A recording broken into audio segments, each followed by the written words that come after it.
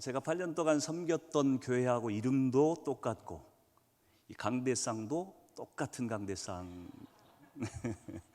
예, 마치 제가 섬기던 교회에 온 것 같아가지고 너무 마음이 편하고요.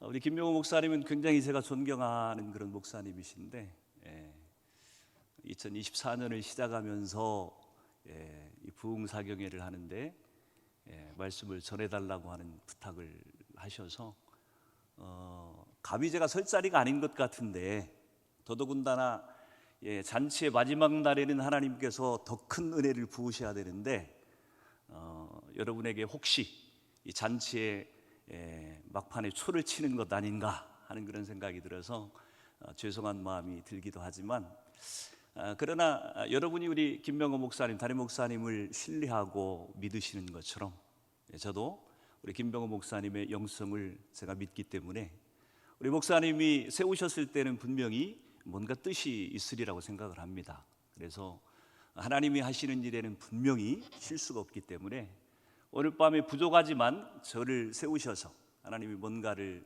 하시려고 또 부르셨구나 하는 그런 생각을 하고 기쁜 마음으로 순종했습니다. 그래서 오늘 하나님께서 말씀을 통해서 저와 여러분 가운데 행하실 일들을 기대하는 마음을 가지고 오늘 마지막 집회에 참여했으면 좋겠어요.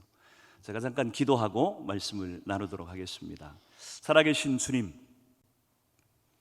오늘 우리를 은혜의 자리로 부르신 것을 감사합니다. 2024년 새해를 시작하면서 우리가 다른 어떤 것보다 하나님의 말씀 앞에 우리를 세울 수 있는 기회를 주셔서 감사합니다.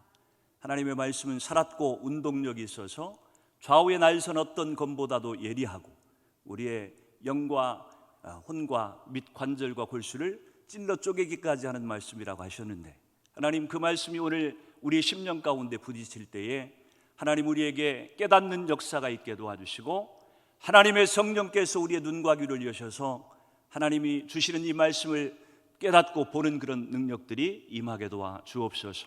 하나님, 이 말씀이 올 한 해도 우리에게 하나님 내 발의 등이요 빛이 되셔서 우리의 갈 걸음을 정하시고 바른 길로 인도하시고 하나님의 뜻에 합당한 삶으로 살아드리는 데에 하나님 귀하게 사용되는 말씀이 되도록 역사해 주옵소서.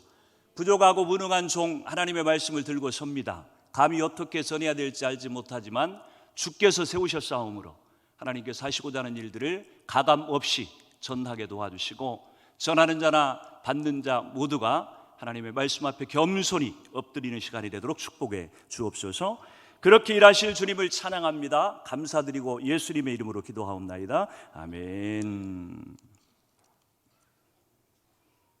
예루살렘을 떠나지 말고 내게 들은 바 아버지께서 약속하신 것을 기다리라. 사도행전 1장 4절의 말씀입니다. 예수님께서 제자들을 향해서 부활하시고 승천하시면서 남기신 말씀이에요. 너희에게 몇 날이 못 되어서 성령이 임하실 것인데 너희가 여기 예루살렘을 떠나지 말고 기다리라. 그렇게 부탁을 했습니다. 여러분, 성격이 급한 사람들은요 하나님의 일하심을 보기가 쉽지 않습니다. 특별히 우리 한국 사람들은 기질이 조급한 그런 기질을 갖고 있어서 하나님께서 기다리라고 할 때 기다리지 못하고 하나님이 예비하고 있으라고 할 때에 예비하지 못하면 하나님의 일하심을 볼 기회가 없습니다. 그래서 성격 급한 우리 한국 사람들은 가만 보면 시한부 종말론도 많고 재림예수라고 하는 사람들도 많고 예수님이 오시겠다고 하는 그런 약속을 하시니까 바로 오실 것이라고 하는 그런 생각들을 가지고 조급하게 그렇게 설치는 모습들을 보지 않습니까? 그래서 성격이 조급한 사람들은 조금 템포를 늦출 필요가 있습니다. 하나님께서 기다리라고 했으면 겸손히 기다리고 있으면 하나님께서 우리 가운데 약속하신 것들을 이루실 텐데 조급해서 먼저 행동을 하게 되면 하나님의 일을 돕는 것이 아니라 그르치는 일들을 하게 된다고 하는 것입니다. 오늘 이 본문 말씀은요 그들이 모였을 때에 예수께 여쭈어 이르되 라고 하는 제자들의 질문으로 오늘 본문이 시작을 합니다. 질문의 요지는 그거예요. 주께서 이스라엘 나라를 회복시킬 때가 이때 맞습니까? 라고 지금 질문을 하고 있습니다. 이스라엘이 정치적으로 독립하고 솔로몬 시대에 누렸던 그 영광스러운 나라를 회복하는 때가 지금입니까? 지금 이때가 맞습니까? 그렇게 제자들이 예수님에게 질문하는 것으로는 본문이 시작을 하고 있어요. 유대 사람들에게 예수님 이 메시아를 기다리는 메시아 대망사상은 이 민족을 지탱해 주는 힘과 같은 그런 역할을 하고 있었습니다. 비록 지금 이스라엘이 로마의 속국이 되어서 별 볼 일 없는 나라로 전락을 했지만, 그러나 하나님께서 약속하신 메시아 그분이 오시기만 하면 이 이스라엘이 다시 정치적으로도 종교적으로도 옛날의 영화를 되찾는 날이 올 것이다. 이런 기대를 가지고 이 유대인들은 메시아가 오기를 간절히 기다렸다고 하는 것입니다. 사람은요, 희망이 있어야 사는 법이에요. 사람에게 희망이 없으면 힘들고 어려운 시간들을 결코 견딜 수 없습니다. 근데 우리 가운데 희망이 있으면요, 아무리 어렵고 상황이 안 좋아 보여도 그것들을 버티고 견딜 힘이 생겨난다고 하는 것이. 요에서 2장 28절에 보니까 그렇게 말씀하시죠. 그 후에 내가 내 영을 만민에게 부어주리니 너희 자녀들이 장래일을 말할 것이며 너희 늙은이는 꿈을 꾸며 너희 젊은이는 이상을 볼 것이며, 그렇게 기록을 하고 있습니다. 사람은요, 나이가 들면 너나 할 것 없이 힘이 빠지게 되어 있고요, 건강도 안 좋아지게 되어 있고, 아마 이 안에도 연세가 드신 우리 권사님, 장로님들, 집사님들 계실 텐데, 우리가 나이가 들면 들수록 아픈 것도 많아지고 힘도 떨어지고, 그래서 젊을 때 활동하던 그런 활기찬 그런 모습들을 놓치기가 쉽죠. 그래서 나이가 들면요, 잘못하면은 죽을 날만 기다리는 그런 삶을 살 수도 있다고 하는 것입니다. 그래서 하나님께서 이 요엘을 통해서 우리 가운데 약속해 주신 것이 무엇이냐면은 늙은이들이 꿈을 꿀 것이다, 그렇게 얘기를 하고 있는 거예요. 여러분, 나이가 들어도요, 꿈이 있으면요, 젊은 사람들 못지않게 살 수 있다고 하는 것을 지금 성경이 말씀해 주고 있는 것이에요. 꿈이 있으면요, 내가 나이가 들어서 힘이 없고 능력이 없는 것 같아도 하나님의 그 능력에 대해서 역사하는 것들을 경험할 수 있다고 하는 것입니다. 우리는 물리적인 나이를 가지고 젊다 혹은 늙었다 이런 표현을 하지만, 여러분, 저는 나이가 몇 살쯤 되어 보입니까? 몇 살쯤 되어 보여요? 한 70 되어 보입니까?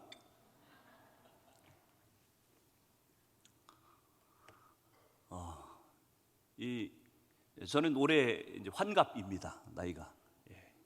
며칠 전에 환갑 여행을 다녀왔어요, 우리 아들들하고.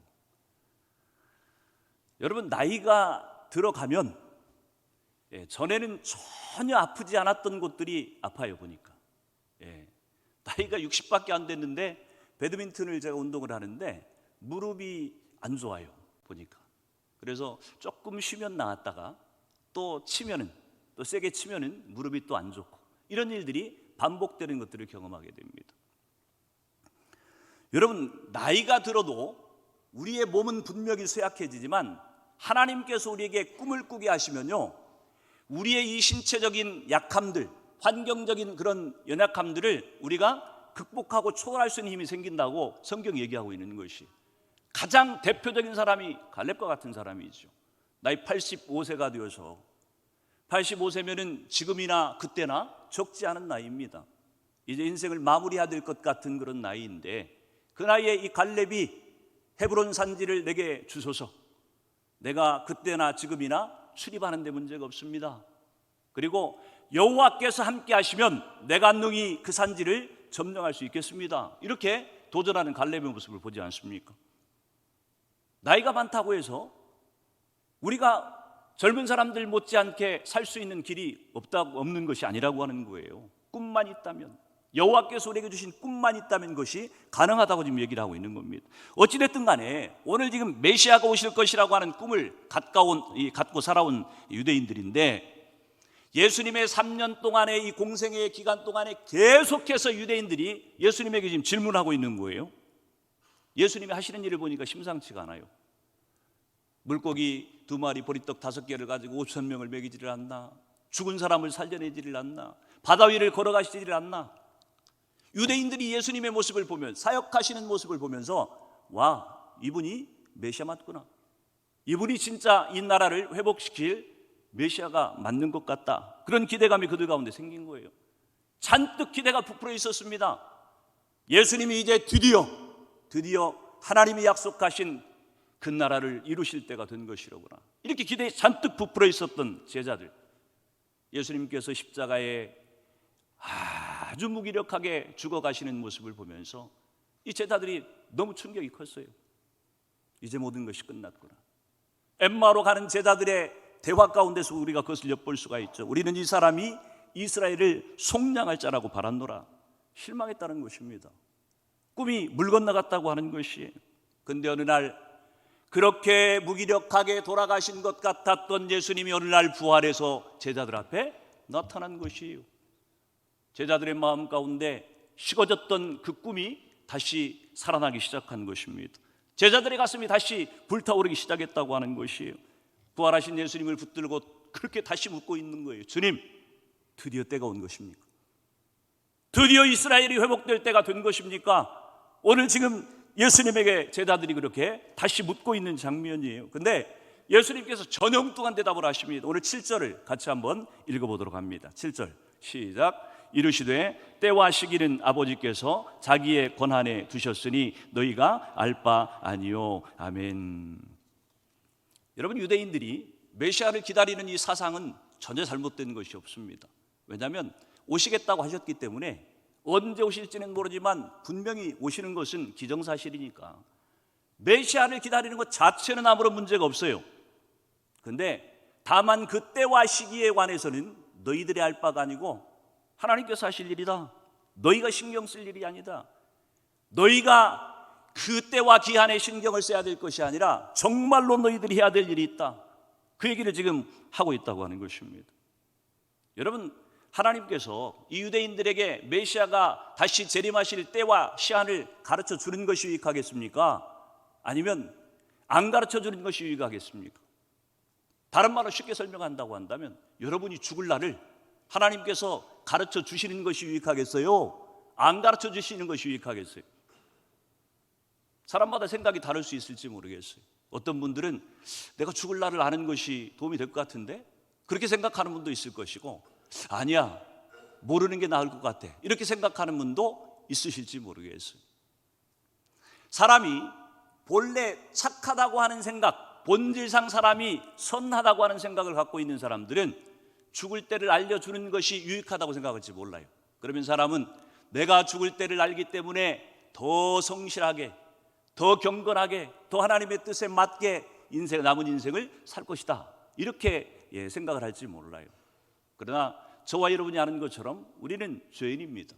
너나 할 것 없이 우리는 죄성을 가지고 있는 존재여서 하나님께서 우리에게 어떤 기회를 주실 때 그것을 하나님의 뜻대로 온전하게 선용할 줄 모르는 존재들입니다. 그래서 죽을 날을 알면 성실하게 남은 생애를 살겠다고 하는 사람이 있을지 모르겠지만 우리가 실제로는 그렇게 살아갈 수가 없다고 하는 것이, 오히려 내가 죽을 날을 알기 때문에 남은 시간들을 내가 하고 싶은 욕망을 따라서 내가 즐기고 싶은 것들을 쫓아서 살아갈 확률이 더 크다고 하는 것입니다.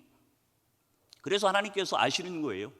죄성을 갖고 있는 저와 여러분에게 주님이 재림할 날을 안 가르쳐 주는 것이 유익할 것 같아서 주님이 비밀에 붙여뒀다고 하는 것입니다. 우리를 너무나 잘 아시는 하나님, 우리의 생각을 너무 정확하게 아시는 하나님, 그 하나님이 저와 여러분에게 유익하라고 안 가르쳐 주신 것이라고 한다면 모르는 게 좋은 거예요. 그리고 오늘 예수님이 이렇게 말씀하시는 거예요.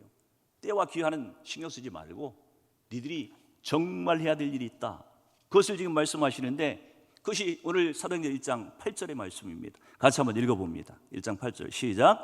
오직 성령이 너희에게 임하시면 너희가 권능을 받고 예루살렘과 온 유대와 사마리아와 땅끝까지 이르러 내 증인이 되리라 하시니라. 아멘. 여러분, 이 8절의 말씀은 너무 익숙한 말씀이죠. 여러분이 수도 없이 설교를 들었을 말씀이고 수도 없이 또 암송하고 있을 말씀입니다. 적어도 이 대림교회에 오랫동안 신앙생활을 했던 분이라고 한다면 아마 입만 열면 달달 외워질 그런 말씀이에요. 오직 성령이 너희에게 임하시면 너희가 권능을 받고 예루살렘과 온 사마리아와 땅끝까지 이르러 내 증인이 되리라. 여러분이 사도행전 1장 8절은요 크게 두 단어로 구분을 할 수가 있습니다.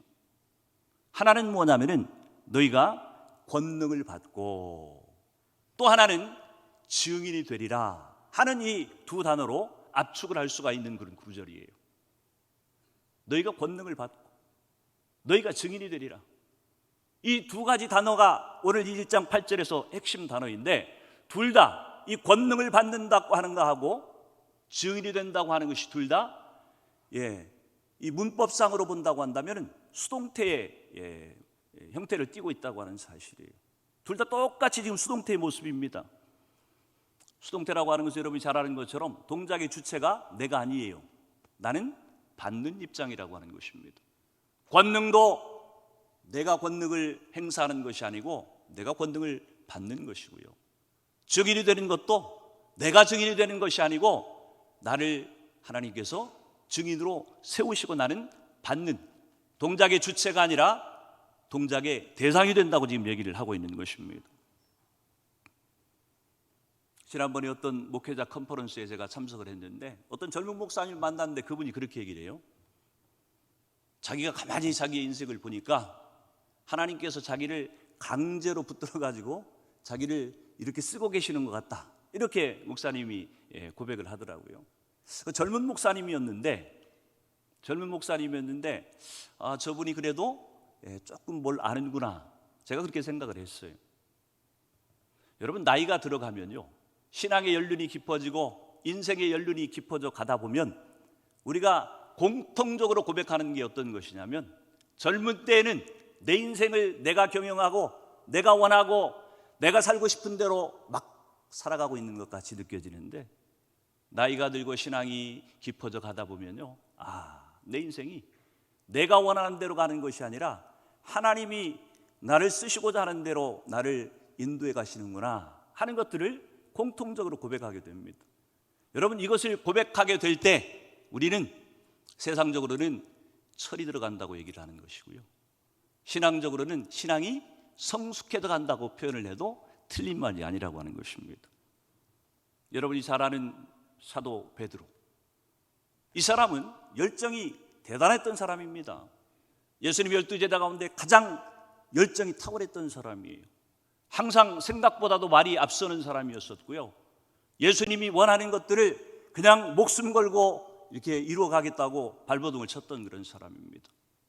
그런데 그가 예수님을 3번씩이나 부인하고 나서 나중에 예수님을 만났을 때에 예수님께서 이 베드로에게 하신 말씀이 요한복음 20장 18절 말씀이에요. 거기에 보면 그렇게 얘기합니다.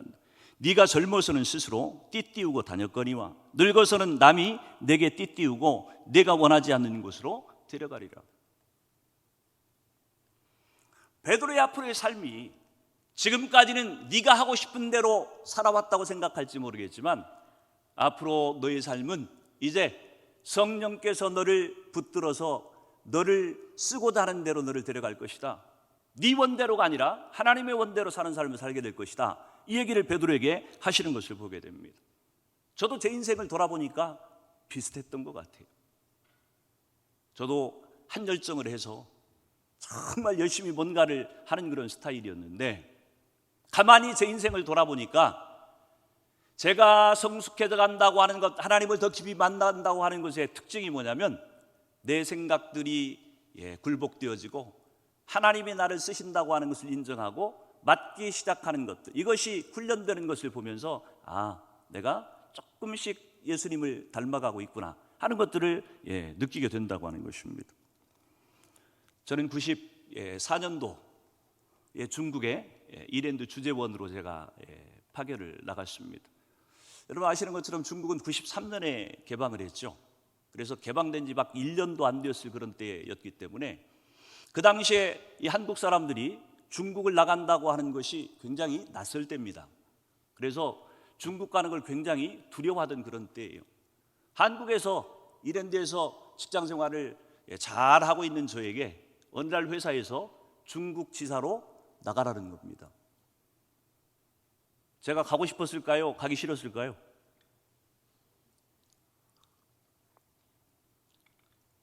내가 서울에서 열심히 지금 일을 해서 자리를 잡아가고 있는데 한이 나를 왜 중국으로 나가라 그래? 그 힘든 곳에, 아무것도 없는 그곳에, 가면 고생만 할 것이 뻔한 그곳에 왜 나를 거기를 나가라 그러는 거야? 안 나가려고 버텼습니다. 근데 저를 그때 이 중국으로 나가게 하려고 할 때 제가 생산부서에 있었는데 제 상사가, 과장님이, 생산부서장님이, 이분이 진급 케이스였어요. 근데 진급을 하려면은 자기가 키운 이 직원 가운데, 자기 밑에 있는 부하 직원 가운데 이렇게 탁월하게 잘 키운 어떤 결과물이 있어야 진급이 되는 그런 케이스였습니다. 근데 이분이 저를 지목한 거예요. 저를 중국으로 보내고 본인은 진급을 하는 거예요. 제가 그것을 알고 나니까 더 열받잖아요. 이게 내가, 아니, 부서장님의 이 진급을 위한 희생양으로 내가 중국을 가야 되다니, 내가 이렇게 억울한 일을 당할 수가 있나? 그래서 가지 않으려고 발버둥을 쳤습니다. 근데 기도를 하는데 어느 날 하나님께서, 야, 네가 부서장이 지금 진급을 하겠다고 너한테 좀 그렇게 중국을 나가달라고 하는데 네가 안 나가고 그러면 남아 있으면 네 인생이 편하겠냐? 이 생각을 주시는 거예요. 그래서 그러네, 진짜 내가 안 나가면은 몸은 조금 편할지 모르겠지만 이 직장 상사하고 이제 저하고 원수 관계가 되는 거예요. 그래서 기도하면서 이게 하나님의 인도하심인가 보다. 그리고 순종하고 이제 생각을 꺾고 중국에 나갔습니다. 94년도에 중국을 나갔는데 지금의 중국하고는 너무너무 차이가 클 때입니다.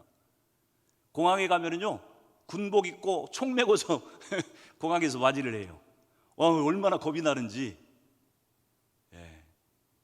중국 칭다오라고 하는 곳에 제가 가 있었는데 그곳에 가면요, 청도 시내에서 콜라를 사 먹을 수가 없어요. 콜라가 없어. 그 당시에 콜라는 저 북경 정도 가야지 콜라를 팔지, 청도에는 콜라를 안 팔 때. 그 열악한 곳에 이 중국에 가려고 하니 이게 좋았겠습니까?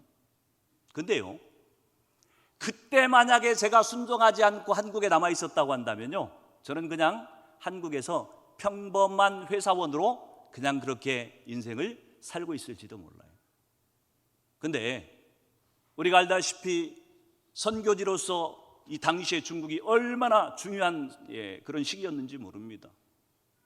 중국 땅에 가서 제가 중국의 현실을 보고 중국에 있는 영혼들을 보면서 제가 선교의 눈이 뜨인 거예요.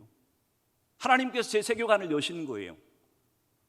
맨날 태어나서 한국에서만 살고 있었던 저에게 세계라고 하는 나라가 어떤 곳인지, 다른 영혼들이 얼마나 예수를 필요로 하는 사람들이 많은지, 이것들을 중국에 가서 저한테 보게 하시는 거예요. 그리고 결국 거기서 제가 4년 근무를 하고 거기서 신학을 하고 결국 합신에 들어가게 된 거죠. 만약 중국에 가지 않았다고 한다면 저에게 그런 선교적인 안목도 안 생겨났을 것이고, 하나님이 저를 통해서 일하시는 이 목회자의 길도 아마 어려웠을 것이라고 보여집니다. 여러분, 하나님께서 우리를 인도하실 때는요, 분명히 그분의 계획을 따라서 있는 데 가고 계시는데, 내 생각을 따라서 가겠다 안 가겠다, 순종하겠다 안 하겠다를 결정하게 되면 우리는 하나님께서 나를 쓰시고자 하는 곳에 온전하게 쓰임받을 수 없다고 하는 것입니다. 여러분, 성경에서요, 복음은 전하라고 얘기를 합니다. 마가복음 16장 15절에 보면 너희는 온 천하에 다니며 만민에게 복음을 전파하라. 전파를 누가 해요? 너희가 하라는 거예요.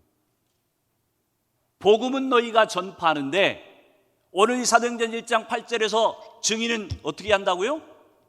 너희가 증인이 되라는 거예요. 복음은 너희가 전하는데 능동태예요.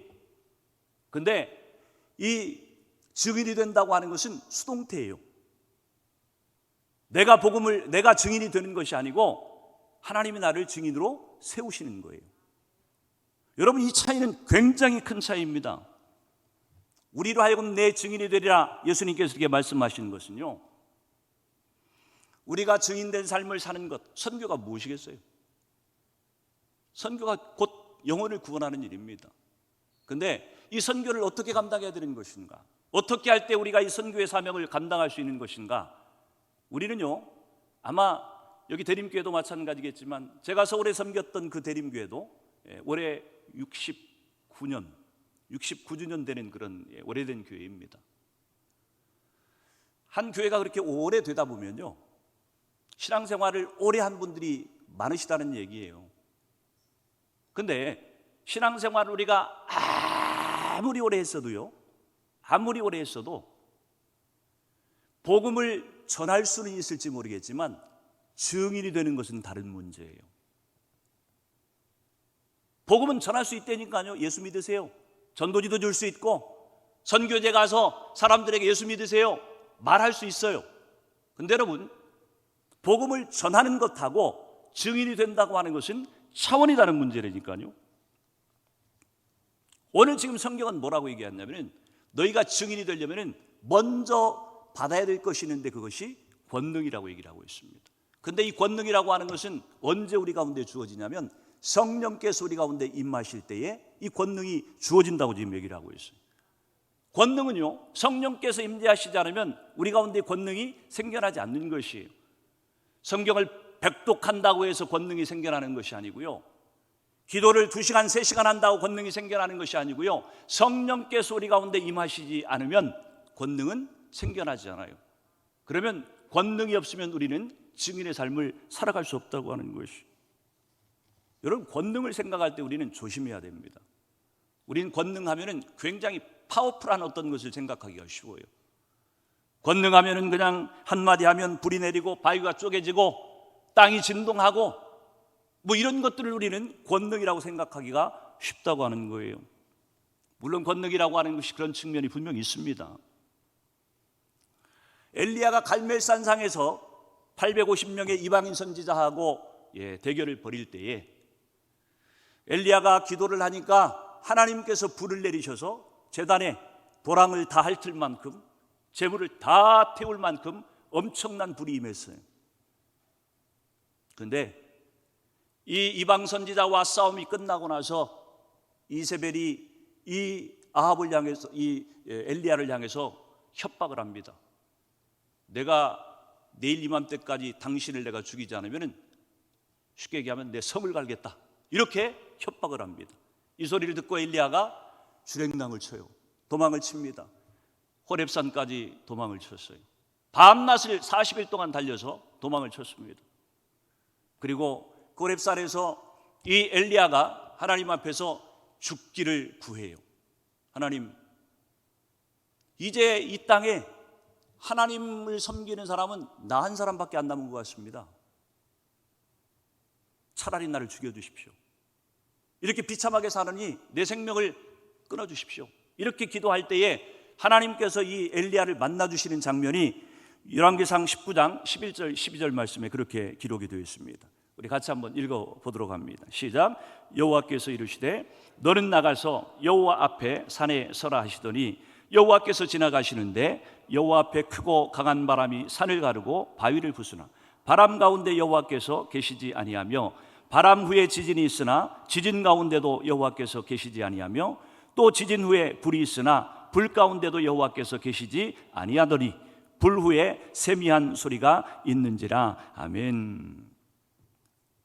바위를 부수는 강한 바람 가운데도 여호와께서 계시지 않았고, 땅을 가르는 지진 가운데도 여호와께서 임재하지 않으셨고, 불 가운데도 여호와께서 임재하시지 않고, 오늘 이 성경을 보면은 하나님은 불 후에 세미한 음성 가운데 엘리야에게 하나님 자신을 나타내 보이시는 모습을 보게 됩니다.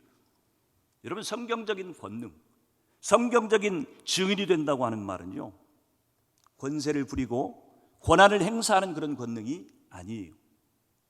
참고 견디고 인내하는 권능을 지금 얘기하고 있는 것입니다. 여러분, 예수님께서 힘이 세서 세상을 이기는 것이 아니에요. 예수님은 십자가를 지심으로 세상을 이긴 것입니다. 예수님께서 군사를 거느리고 나가 싸워서 세상을 이기는 것이 아니에요. 예수님은 사랑으로 세상을 이기셨다고 하는 것입니다. 여러분, 정말 무서운 사람은요, 화가 나는 때인데도 불구하고 화를 내지 않는 사람이 진짜 무서운 사람이에요. 잠언 16장 32절에 보니까 노하기를 더디하는 자는 용사보다 낫고 자기의 마음을 다스리는 자는 성을 빼앗는 자보다 나으니라 그렇게 말씀하죠. 어떤 환난과 핍박이 닥쳐와도 어떤 생명의 위협 앞에서도 예수님을 부인하지 않으면서 떳떳이 죽어가는 사람, 여러분 그런 사람이 증인인 것이고요. 그런 사람을 통해서 복음이 증거된다고 지금 얘기를 하고 있는 거예요. 순교죠, 순교. 근데 여러분 이렇게 순교 얘기가 나오면 우리는 기가 죽기 쉬워요. 나는 주일 하나도 지키기 어려워하는 그런 사람인데 순교는 무슨, 혹시 이런 생각이 들어서 기가 죽을지 몰라요. 근데 여러분 쉽게 절망하거나 포기할 이유가 없습니다. 왜냐하면 어차피 우리에게 이 권능이라고 하는 것은요 내게서 나오는 것이 아니에요. 이 권능은 내가 노력한다고 얻어지는 것이 아니라고 하는 것입니다. 우리 가운데, 그리스도인들 가운데 권능이라고 하는 것은 성령께서 우리 가운데 임하실 때에 나타나는 특징이기 때문에 성령께서 저와 여러분 가운데 임하시기만 하면요 없던 용기가 생겨나게 되어 있고요 없던 능력이 나타난다고 하는 것이, 믿으십니까? 그리스도인의 능력은요 우리가 신앙생활을, 교회생활을 열심히 한다고 해서 나오는 것이 아니라고 지금 얘기를 하고 있어요. 그래서 우리에게 중요한 것은 뭐냐면요 우리가 성령을 받지 못해서 문제지 권능이 없는 것이 문제가 아니라고 하는 것이, 권능은 성령을 받으면 우리 가운데 권능이 주어지고 증인의 삶을 살 수 있게 하시는 것이기 때문에 우리의 싸움은 권능을 가질 것이냐 말 것인가에 대한 싸움이 아니라 성령이 내 안에 계시나 안 계시나, 성령이 내게 역사하시느냐 안 하느냐를 가지고 싸워야 된다고 하는 것입니다. 요한복음 16장 13절에 보면 그렇게 말씀하시죠. 같이 한번 읽습니다. 시작. 그러나 진리의 성령이 오시면 그가 너희를 모든 진리 가운데로 인도하시리니 그가 스스로 말하지 않고 오직 들은 것을 말하며 장래 일을 너희에게 알리시리라. 아멘. 선교한다고 하는 것은 증인의 삶을 사는 것입니다. 옆 사람에게 한번 인사하셨으면 좋겠어요. 증인으로 사십시오. 근데 여러분 증인으로 사십시오라고 하는 말을 다른 말로 바꾸면 어떤 얘기냐면 성령 받으십시오라고 하는 표현입니다. 여러분 저는 합신의 목사예요. 우리 합신 교회들의 장점이 있고 약간 아쉬운 단점들이 있습니다. 장점이라고 하는 것은 철저하게 성경적인 말씀 중심적인 신학을 갖고 있다고 하는 장점이 있어요. 그리고 순수해요. 정치적인 것들이 다 배제되고 하나님의 말씀만 갖고 실험하려고 하는 그런 아주 좋은 장점들이 있습니다. 근데 여러분 기억하셔야 돼요. 성경을 많이 안다고 하는 것, 신학적인 지식이 풍부하다고 하는 것, 그것이 우리에게 권능을 주는 것이 아니라고 하는 것입니다. 우리에게 권능이 주어지는 것은 성령 그분이 우리 가운데서 역사하실 때만 이 권능이 주어지는 것인데, 우리는 하나님을 아는 신학적인 지식, 성경적인 지식을 갖고 있을 때에 우리는 마치 성령께서 우리 가운데 역사하시는 것처럼 오해할 때가 참 많다고 하는 것이에요. 그래서 저는 가는 곳곳마다, 제가 사역하는 곳곳마다 성도들에게 가장 안타깝게 제가 강조하는 것이 어떤 것이냐면, 아무리 몇십 년 교회를 다니고 아무리 몇십 년 성경을 읽고 아무리 몇십 년 동안 신앙생활을 하고 있어도 성령의 능력을 맛보고 체험하지 못하면 그 신앙은 아무런 권능이 없어요. 아무런 힘이 없어요. 재미도 없어요. 여러분, 우리에게 꿈꾸게 하신다고 하는 것, 요엘 선지자를 통해서 우리가 꿈꾸게 한다고 하는 것이 다른 말이 아니에요. 성령께서 우리 가운데 들어오셔서 그분이 우리를 꿈꾸게 하는 거예요. 우리 속에 소망을 갖게 하고 용기를 갖게 하고 하나님의 뜻을 바라보게 하고 그분의 뜻을 순종하게 하는 그런 능력들이 성령께서 우리 가운데 임하실 때에 나타난다고 하는 것입니다. 여러분, 성령이 여러분 안에 역사하고 계십니까? 정말 여러분 성령 받으셨어요? 신학적으로는 그렇게 얘기합니다. 내가 예수 그리스도를 나의 구주, 나의 하나님으로 영접할 때에 성령께서 우리 가운데 이미 들어오셨다, 이렇게 표현을 합니다. 맞아요. 신학적으로 틀린 얘기 아닙니다. 삼위일체 되신 성부, 성자, 성령은 한 하나님이시기 때문에 예수님을 영접할 때, 하나님을 영접할 때 성령 그분도 우리 가운데 들어온 것이 분명해요. 근데 여러분, 성령께서 아무리 우리 가운데 들어오셨다고 할지라도 그 성령께서 우리 가운데 당신의 뜻을 이루고 하시고자 하는 일을 하도록 그분에게 우리의 자리를 내어드리고 그분이 일하시도록 자리를 비워드린다고 하는 것은 또 다른 문제예요. 분명히 구원받은 백성이고 분명히 하나님을 믿는 사람인데도 불구하고, 성령이 그 안에 계시는 사람인데도 불구하고 성령이 우리 안에서 아무 일도 하시지 못하도록 어쩌면 성령님을 꽁꽁 묶어놓고 우리가 신앙생활하고 있지 않는지를 돌아봐야만 된다고 하는 것입니다. 저는 서울에 있는 대림교회에서 8년 동안 담임 목사로 섬겼습니다.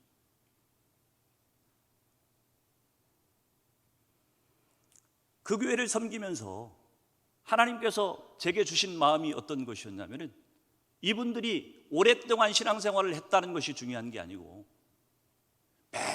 매일매일 생동감 있게 성령님과 대화하고 그분이 주시는 꿈을 꾸고 그분이 주시는 마음을 따라 순종해서 사는 이 삶을 만약 배우지 못하고 회복하지 못한다고 한다면 우리는 신앙생활이 늘 종교적인 어떤 학습을 하는 그런 시간처럼, 그래서 시간이 지나도 별 재미도 없고 별 의미도 못 느끼게 되고, 이런 신앙생활을 그것이 신앙생활인 줄 알고 살아가는 사람들이 너무 많다고 하는 것이.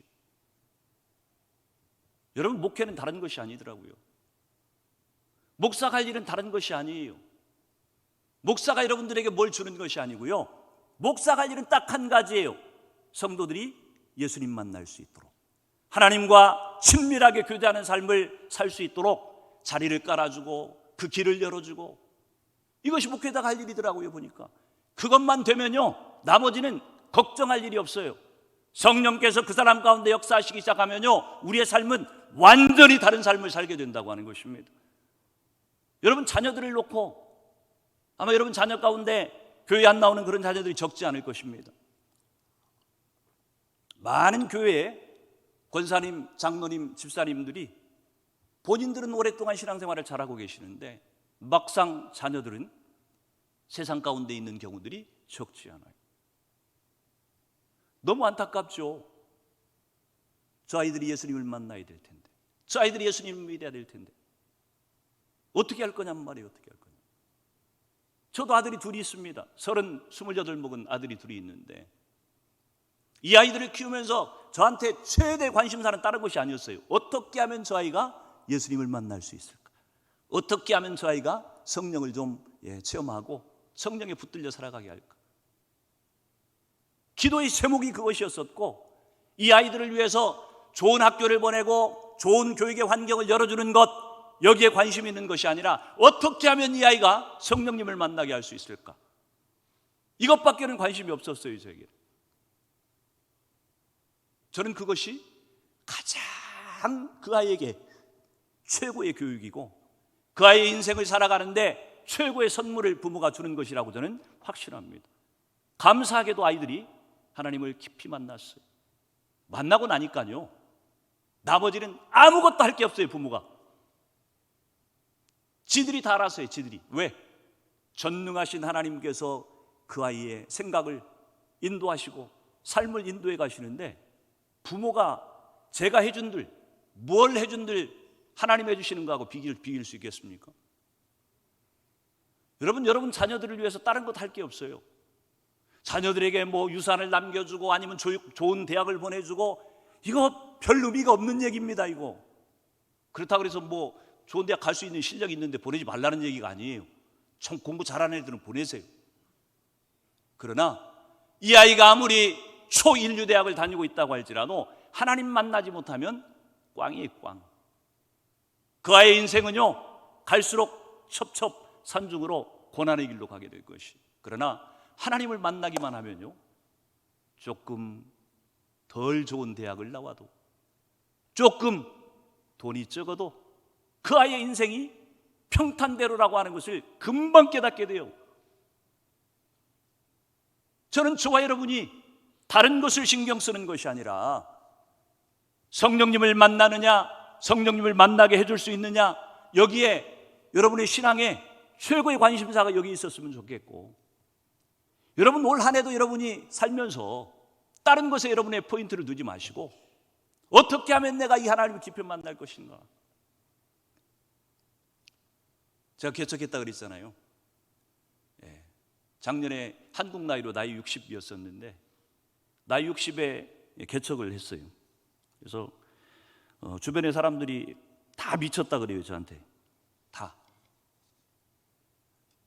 목회를 지금 마무리해도 시원찮을 판국에 지금 무슨 개척? 요즘이 개척이 되는 시대인 줄 알아요? 뭐 이렇게 얘기를 하니까, 근데 여러분 무슨 상관이에요 그게? 다른 사람들이 이 시대가 개척이 안 되는 시대라고 얘기하는 것이 저하고 무슨 상관이냔 말이에요. 제가 교회를 개척하는 것은 사람을 모으기 위한 것도 아니고 큰 교회를 만들기 위한 것도 아닌데, 교회 개척하는 게 딱 한 가지예요. 성도들을 행복하게 주님 만나게 해주고 행복하게 예배하고 하나님의 부르심을 위해서 행복하게 헌신하며 살 수 있게 도와주는 것, 이것이 제가 하고자 하는 목회인데, 그 일을 위해서 하면 성도 1명이면 어떻고 10명이면 어떻고 무슨 상관이에요? 제가 개척을 하고 나서요, 아까 목사님 말씀하신 것처럼 얼마나 행복한지 몰라요. 얼마나 마음껏 하나님을 예배하고. 근데 성도들에게 매일매일 제가 강조하는 것이 그것입니다. 행복하십니까? 신앙생활하는 것이 행복하십니까? 의무감 때문에, 내가 계속 했던 일이기 때문에, 그래서 교회에 나와야 되고 그래서 예배드려야 되고 평생 신앙생활을 그렇게 한다고 한다면 불행한 것이. 저희 교회는 성도는 몇 명 되지 않지만요, 얼마나 행복하게 신앙생활들을 하는지 제가 쳐다만 보고 있어도 너무 감사한 것 같아요. 그냥 얼굴에 쓰여 있어요. 그냥 막 싱글벙글 행복해. 너무 예배하는 것이 너무 행복해. 그래서 개척교회를 하면요, 아주 큰 장점 중에 하나가 뭔지 아십니까? 기존의 틀에서 벗어날 수 있다고 하는 거예요. 그래서 제가 기도하면서 하나님이 주시는 마음대로 목회를 할 수가 있어요. 그래서 예배도 딱 일주일에 딱 한 번밖에 안 드려요. 주일 예배. 너무 신나지 않아요, 목사님? 설교 딱 한 번만 한다니까요. 수요예배도 없어요. 물론 오전에 수요 기도방이라 그래가지고 기도하는 시간은 있지만, 새벽 기도도 뭐 일주일에 6번씩 이렇게 할 필요 없이 큐티하는 식으로 하자. 그래서 일주일에 2번만 나갑니다. 여러분, 평생 동안 새벽 기도를 해온 목사가 새벽 기도 안 한다 그래서 잠이 안 깰 것 같아요? 그 시간이면 어김없이 새벽 3시 반에 일어납니다. 새벽 기도를 가든 안 가든 차라리 가는 게 편해요. 근데 우리 성도들에게 좀 행복한 신앙생활을 가르치고 싶어서 그런 기존의 틀들을 다 깬 거예요. 다. 처음에는 잘 적응을 못 하시는데 너무너무 좋아합니다. 일주일에 한 번 예배 드리면 신앙생활이 안 될 것 같죠? 너무 좋아요. 너무 좋아. 너무 행복해요, 성도들이. 새벽 기도 일주일에 2번, 그것도 제가 자유를 줍니다. 여러분들 상황 아니까 뭐 직장 다니시는데 피곤하실 텐데 안 오셔도 됩니다. 오실 사람만 오십시오. 여러분, 목사가 자유를 주면요, 성도들이 굉장히 편한 마음으로 안 나올 수 있어요. 안 그러면은 목사님이랑 다른 성도들은 열심히 저렇게 기도를 하고 있는데 나는 집에서 뒤비져 자고 있으니까 이게 좀 아닌 것 같은데, 이런 죄의식을 느낄 수 있는데 자유를 주니까 너무 좋아해요. 너무 좋아요. 그러면 우리 성도들이 대충 신앙생활 할 것 같습니까? 아니요. 얼마나 헌신적으로, 얼마나 즐겁게, 얼마나 열심히 신앙생활 하는지 몰라요. 근데 뭐가 그분들의 그런 행복한 신앙생활을 가능하게 했을 것 같습니까? 딱 한 가지예요. 성령께서 그들의 마음을 붙잡으시니까, 성령께서 그 안에서 역사하시기 시작하니까 성도들이 너무너무 신앙생활이 즐겁고 행복한 거예요. 저는 여러분들이 우리 대림교에 속한 성도님들 한 분 한 분이 꼭 성령님 만났으면 좋겠어요. 새해에는 성령님을 깊이 깊이 체험했으면 좋겠어요. 깊이. 평생 신앙생활하면서도 한 번도 하나님을 생생하게 만나고 체험해 본 적이 없다고 하면요, 초라한 것입니다. 불행한 것이. 서기관과 바리새인들하고 다를 바 뭐예요? 성경적으로는 다 하나님에 대해서 알고 있는데, 신앙에 대해서 다 알고 있는데, 그런데 인격적이신 하나님, 살아 역사하시는 하나님, 내 인생에 개입하시고 내 삶을 설계하셨을 뿐만 아니라 내 삶을 능동적으로 끌고 가시고 책임져 주시는 하나님, 그 하나님하고 매일매일 교제하며 친밀하게 그분과 교제하며 신앙생활할 수 있다고 하는 이 기쁨이 얼마나 큰 것인지를 여러분들이 좀 배웠으면 좋겠다는 생각이 들어요. 물론 뭐 잘하실 거예요. 여러분들이 다 그런 분들이실 거라고 생각을 해요. 근데 혹시 그러지 않은 분이 계시다고 한다면 올해 여러분들의 목표가 다른 것이 아니었으면 좋겠어요. 여러분, 선교하는 삶이요, 어떻게 하면 선교를 잘할 수 있는지 아십니까? 성령님 만나면 선교를 하지 말라고 해도 해요. 묘한 일이에요. 영적인 것은요, 있는 자는 더 받아 누리게 되고요, 없는 자는 그 있는 것까지 빼앗기게 됩니다. 성령께서 그 안에 역사하는 사람은요, 성령께서 그 안에서 움직이기 시작하면요, 헌금 하지 말라고 해도 자꾸 드리고 싶어 해요. 선교 하지 말라고 해도요, 자꾸 하고 싶어 해요. 성도 80명 90명밖에 안 되는 교회에서 지난 4월 달에 아프리카 케냐로 저희가 아울리치 선교여행을 갔는데 10명이 갔어요. 10명이 10일 동안. 저희 교회가 몇 명 되지 않는데 선교금이 적지 않습니다. 한 250만 원 매달 나가요. 선교연금으로. 물론 대림교회에 비하면 아무것도 아니지만 우리 교회로서는요, 성도 7, 80명 되는 교회로서는 굉장한 거예요. 제가 성도들을 보면서 하나님을 제대로 만나고 성령께 붙들린 사람은요, 예배를 나오지 말라고 해도 예배를 너무 사모해서 나오게 되어 있고요, 신앙의 어떤 일들, 섬기고 봉사하는 일들 하라고 가르칠 필요가 없어요. 스스로 알아서 하나님 앞에 기쁨으로 자원하게 된다고 하는 것입니다. 여러분이 하나님 앞에 어떻게 봉사할 건가를 고민하지 말고 내가 성령께 붙들린 삶을 살고 있는가를 점검해 보라고 하는 얘기예요. 대림교회가 선교하는 교회가 되기 위해서 다른 것 애쓰지 말고요, 예수님 깊이 만나시고 성령님을 깊이 경험하세요. 그러면 이 교회가 이 세상에서, 한국에서 어쩌면 제일 선교를 잘하는 교회로 서갈 수 있는 비결은 바로 거기에 있다고 하는 것입니다. 이전에 대림교회에서 제가 사역을 할 때에 가니까 그 당시에 선교 헌금으로 나가고 있는 것이 100만 원도 안 돼요. 보니까 그래도 적지 않은 교회인데 가서 일반 재정하고 선교 재정을 분리를 했습니다. 제가 부임한 2015년 14년에 부임해서 15년 신년 첫 주부터 그렇게 작정을 했어요.